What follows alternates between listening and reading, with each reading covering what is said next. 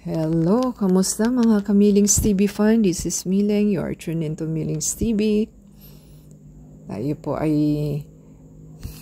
happy at nakatanggap po tayo ng Valentine's card from my kids at their old age. Hindi ko po ini-expect na makakatanggap po tayo ng kanilang love notes. So, fast track po tayo kasi naka-voice over lang tayo.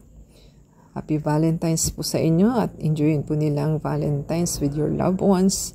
And support us sa ating channel to play the ASEAN video and give us a thumbs up. Subscribe po sila.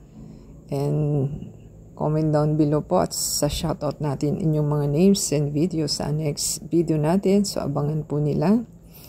At that's sa Facebook, Twitter, TikTok, and Instagram.